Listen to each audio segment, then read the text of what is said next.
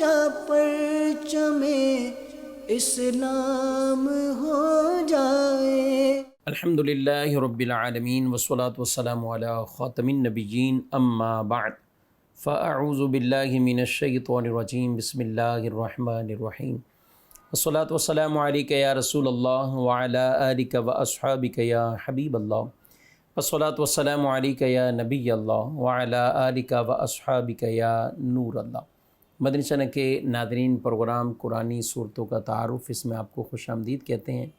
اللہ رب العالمین ہم سب کو قرآن مجید، فرقان حمید اور اس کی تعلیمات پر عمل پیرا ہونے کی توفیق عطا فرمائے۔ ہمارے پیارے رسول صلی اللہ علیہ وآلہ وسلم کا فرمان عظمت عالی شان ہے، زینوا مجالسکم بالصلاۃ علیہ فإن صلاتکم علیہ نور لکم یوم القیامہ۔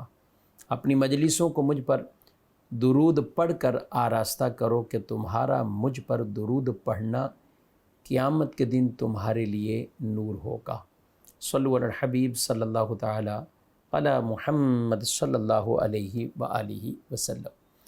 ناظرین کرام، قرآن مجید فرقان حمید کی صورتوں کا تعارف بالترتیب یہ پروگرام، یہ سلسلہ جاری ہے، اور الحمدللہ یہ آخری صورتوں تک جا پہنچا ہے۔ آج جس صورت مبارکہ کا پس منظر، جس صورت مبارکہ کا تعارف ہم پیش کریں گے، سورۃ الکافرون، قرآن مجید فرقان حمید کی مشہور معروف صورت سورہ کافرون۔ آج اس سورہ مبارکہ کے حوالے سے کچھ سنیں گے۔ یہ سورہ مبارکہ ترتیب نزول کے اعتبار سے 18ویں نمبر پر ہے، یعنی بہت ہی ابتدا میں گویا کہ کہیں کہ یہ صورت نازل ہوئی، اور ترتیب تلاوت کے اعتبار سے 109 نمبر پر ہے۔ یعنی اس کے بعد قرآن مجید فرقان حمید کی 5 صورتیں ہیں، اور وہ مختصر ترین صورتیں کہلاتی ہیں۔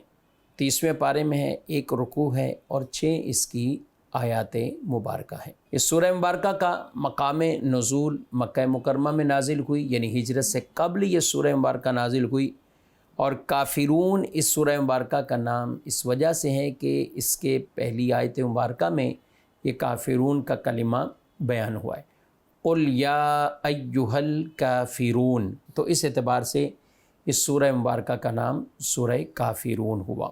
اس سورہ مبارکہ کے کچھ فضائل بھی خاص طور پر وہ حدیث میں بیان کیے گئے۔ رسول اللہ صلی اللہ علیہ وسلم نے ارشاد فرمایا، تم قل یا ایہا الکافرون پڑھ کر سویا کرو، کیونکہ یہ صورت شرک سے بری کرتی ہے، یہ صورت شرک سے بری کرتی ہے، تم اسے پڑھا کرو۔ اور ایک اور روایت میں حضرت سعد بن ابی وقاص رضی اللہ تعالیٰ عنہ سے روایت، رسول مکرم صلی اللہ علیہ وآلہ وسلم نے ارشاد فرمایا، جس نے سورت قل یا ایہا الکافرون پڑھی تو گویا اس نے قرآن مجید کے 1/4 حصے کی تلاوت کی۔ سبحان اللہ! یعنی یوں کہہ لیں کہ اگر اسی سورہ مبارکہ کو 4 مرتبہ کوئی پڑھتا ہے تو گویا کہ ایک قرآن کی مثل اسے ثواب اللہ پاک عطا فرماتا ہے۔ کئی ایسی مختصر صورتیں، بظاہر چھوٹی چھوٹی صورتیں ہیں، لیکن ان پر فضیلتیں خاص بیان ہوئی ہیں۔ سورہ اخلاص جو ایک بار پڑھتا ہے تو گویا کہ قرآن کا 1/3 1/3، 2 بار تو 2/3 2/3، اور 3 مرتبہ پڑھتا ہے تو پورے قرآن کا اللہ اسے اجر اور ثواب عطا فرماتا ہے۔ تو یہ کم وقت میں ہمیں زیادہ نیکیاں یوں حاصل ہو سکتی ہیں، تو ان صورتوں کو اپنے معمولات میں رکھنا چاہیے۔ اور یاد رکھیں کہ اس کا یہ مطلب ہرگز نہیں ہوتا کہ پھر آدمی سورہ اخلاص ہی پڑھتا رہے اور دیگر قرآن کی صورتوں کو یا بالترتیب قرآن نہ پڑھے، تو یہ مناسب نہیں ہے، بلکہ انہیں چاہیے کہ وہ قرآن بھی پڑھتے رہیں۔ ہاں، بہت کم وقت میں ہم یہ پڑھتے ہیں تو اللہ ہمیں اتنا اجر اور ثواب عطا فرماتا ہے۔ سونے سے پہلے ہی اسے پڑھنے کی ترغیب ارشاد فرمائے گی۔ پھر ایک جو حدیث میں کہ جس نے اس کو پڑھا 1/4 کا اسے ثواب ملتا ہے، تلاوت گویا کہ کر لی، تو یوں کثرت سے ہمیں ثواب اللہ عطا فرمائے گا۔ لیکن پڑھنا ہمیں بہرحال قرآن پاک کو اس طرح بھی پڑھنا چاہیے، اور ان صورتوں کی فضیلت حاصل کرنے کے لیے یوں بھی ہمیں پڑھنا چاہیے۔ سورہ کافرون میں اس کے جو مضامین اگر دیکھیں تو اللہ پاک نے اس میں مشرکوں کے عمل سے بیزاری کا اظہار فرمایا اور اس سورہ مبارکہ کو نازل کر کے کافروں کی امید کو ختم کر دیا، کیونکہ کافروں کو بتا دیا کہ مسلمان عبادت کے معاملے میں کوئی کسی طرح کا سمجھوتا نہیں کریں گے۔ مزید اس سورہ مبارکہ سے پہلے سورہ کوثر ہے۔ سورہ کوثر سے اس سورت کی مناسبت وہ یہ ہے کہ سورہ کوثر میں حضور پر نور صلی اللہ علیہ وآلہ وسلم کو اللہ تعالیٰ نے آپ کو کوثر خیر کثیر عطا فرمایا اور پھر ساتھ ساتھ آپ کو عبادت کرنے کا حکم ارشاد فرمایا، فَصَلِّ لِرَبِّكَ وَانْحَرْ، اللہ کے لیے نماز پڑھو اور قربانی کرو۔ اور پھر آپ صلی اللہ علیہ وسلم کے دشمنوں کی مذمت کو بیان کیا گیا۔ کافرون صورت میں یہ ایک خاص مناسبت کہ جو سورہ کوثر میں کہا کہ اللہ تعالیٰ کے لیے نماز پڑھو اور قربانی کرو، کافرون میں یہ بیان کر دیا گیا کہ اے محبوب آپ اعلان کر دیں، ان کافروں کو بتا دیں کہ میں صرف اور صرف اللہ کی عبادت کروں، کسی اور کی عبادت نہیں کروں گا، میں صرف اور صرف اللہ تعالیٰ کی عبادت کروں گا، بتوں کی کبھی پوجا نہیں کروں گا، نہ عبادت کروں گا۔ تو یہ بات بیان فرما دی اور یہ کافر بھی اس امید سے اور جو ایک امید لگائے ہوئے تھے، جو اس کا ایک شان نزول ہے، وہ میں اس سورہ مبارکہ کے ترجمے کے بعد انشاءاللہ وہ اس کا پس منظر اور شان نزول بھی عرض کرتا ہوں۔ پہلے ہم اس سورہ مبارکہ کا ترجمہ سن لیتے ہیں۔ اللہ پاک ارشاد فرماتا ہے، بسم اللہ الرحمن الرحیم، اللہ کے نام سے شروع جو نہایت مہربان رحمت والا۔ قل یا ایہا الکافرون، تم فرماؤ اے کافرو، لا اعبد ما تعبدون، میں ان کی عبادت نہیں کرتا جنہیں تم پوجتے ہو، ولا انتم عابدون ما اعبد، اور تم اس کی عبادت کرنے والے نہیں جس کی میں عبادت کرتا ہوں، ولا انا عابد ما عبدتم، اور نہ میں اس کی عبادت کروں گا جسے تم نے پوجا، ولا انتم عابدون ما اعبد، اور نہ تم اس کی عبادت کرنے والے ہو جس کی میں عبادت کرتا ہوں، لکم دینکم ولی دین، تمہارے لیے تمہارا دین اور میرے لیے میرا دین۔ یہ سورہ مبارکہ ناظرین اس وقت نازل ہوئی کہ قریش کی ایک جماعت نے اور لوگوں نے نبی پاک صلی اللہ علیہ وسلم سے کچھ ایسے مطالبے کرنا شروع کیے، اور کیا کہا کہ آپ ہمارے دین کی پیروی کریں، ہم آپ کے دین کی پیروی کریں گے، 1 سال آپ ہمارے معبود یعنی بتوں کی معاذ اللہ پوجا کریں، عبادت کریں، اور 1 سال ہم آپ کے خدا معبود کی عبادت کریں گے۔ آپ علیہ السلام نے یہ سنتے ہی فرما دیا کہ میں اللہ کے ساتھ کسی غیر کو شریک کروں اور کسی اور کی عبادت کروں؟ تو وہ کافر کہنے لگے کہ اچھا پھر آپ ایسا کریں کہ ہمارے کسی اس معبود بت کو ہاتھ ہی لگا دیں، ہم آپ کی تصدیق کر دیں گے۔ آپ صلی اللہ علیہ وسلم نے ان تمام چیزوں سے منع فرمایا۔ اللہ نے قرآن میں یہ آیتوں کو نازل کر دیا، اور اے محبوب انہیں اعلان کر دو، یہ سیدھا سیدھا ایک اعلان ہے، واضح ترین اعلان، قل یا ایھا الکافرون، اے کافرون، لا اعبد ما تعبدون، میں اس کی عبادت نہیں کروں گا جس کو تم پوچھتے ہو، عبادت کرتے ہو۔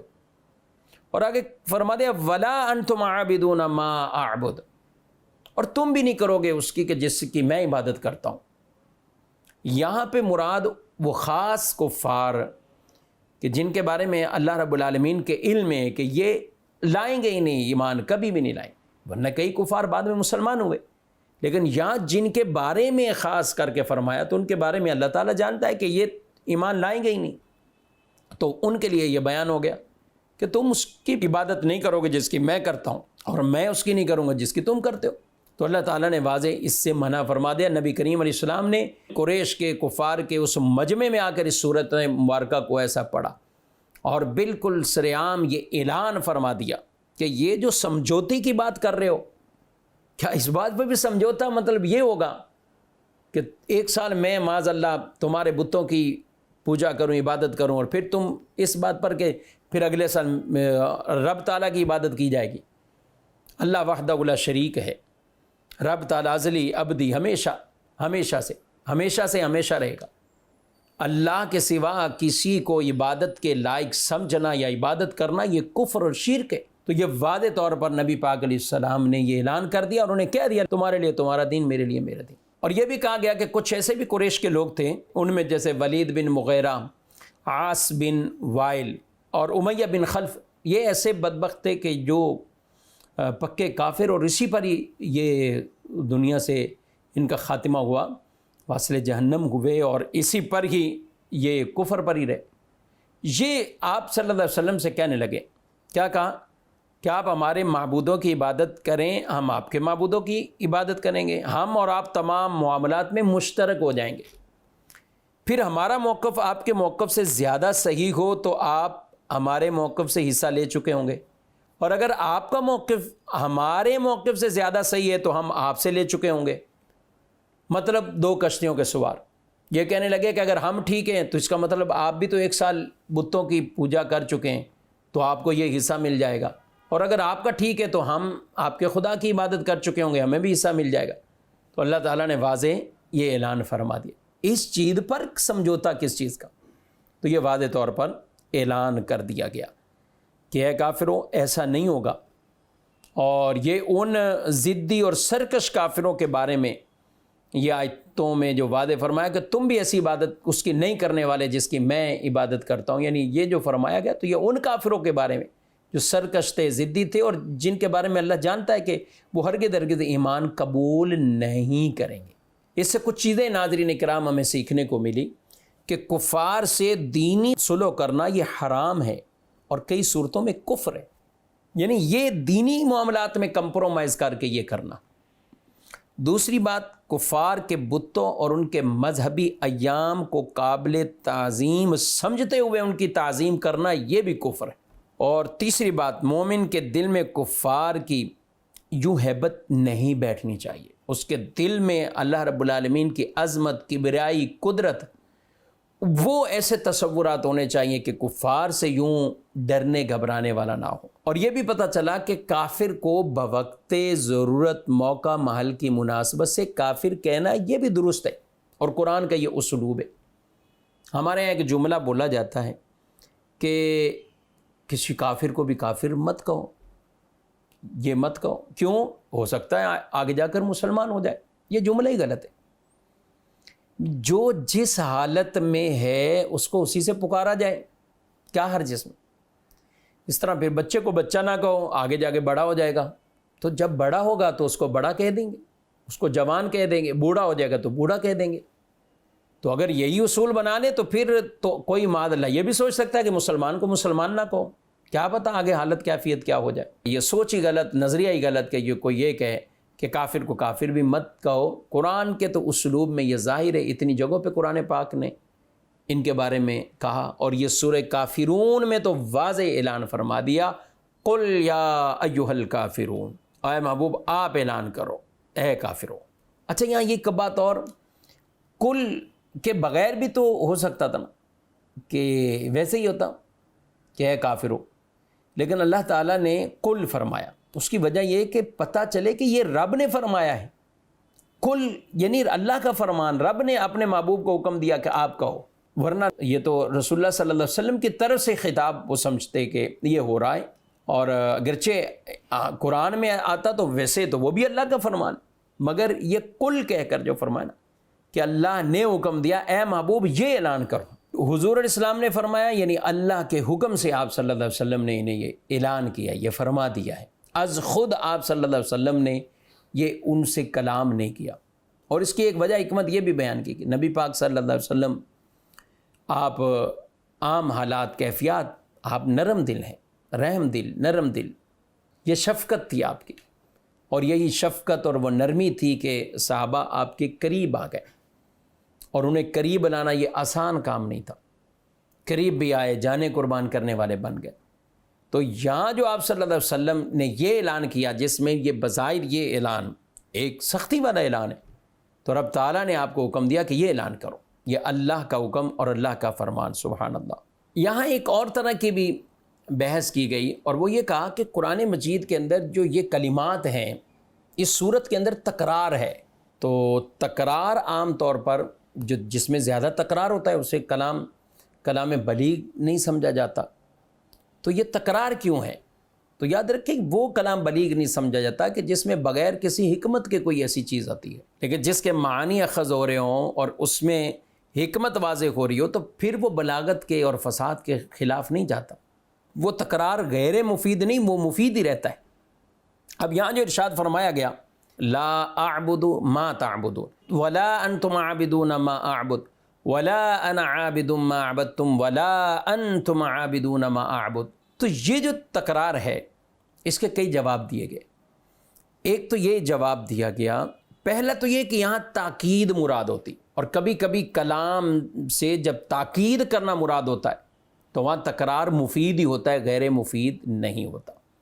کئی مرتبہ ہم ایک بات کو تاکید کے ساتھ بھی جب کہتے ہیں تو وہ مفید ہے. اور ایک یہ بیان کیا گیا کہ اس میں جو پہلا ذکر ہے وہ زمانہ حال پر معمول ہے، اور آخر میں جو آیت ذکر کی گئی تو وہ زمانہ مستقبل پر محمول ہے. تو خلاصہ یہ نکلے گا کہ نہ زمانہ حال میں تمہارے بتوں کی پوجا کروں گا، نہ زمانہ مستقبل میں، اور اسی طرح تم بھی زمانہ حال میں نہ اس حال میں تم اللہ کی عبادت کرو گے اور نہ زمانہ مستقبل میں.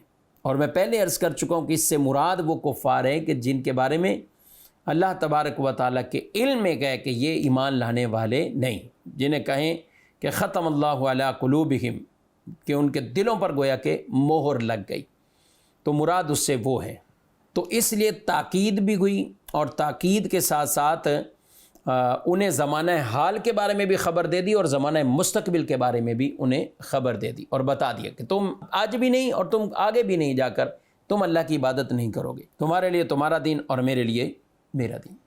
علماء نے بڑی پیارے نکات لکھیں کہ انسان دنیاوی معاملات میں تو نرم ہو مگر دین میں انتہائی مضبوط ہو تاکہ کفار اس سے مایوس ہو جائے. اور مسلمان کو چاہیے کہ اپنے بارے میں کفار کو یہ تو مایوس کر دے کہ وہ اسے دین سے پھیر نہیں سکیں گے، یعنی یہ مایوس ہو جائیں کہ یہ دین سے ہٹنے والا نہیں ہے.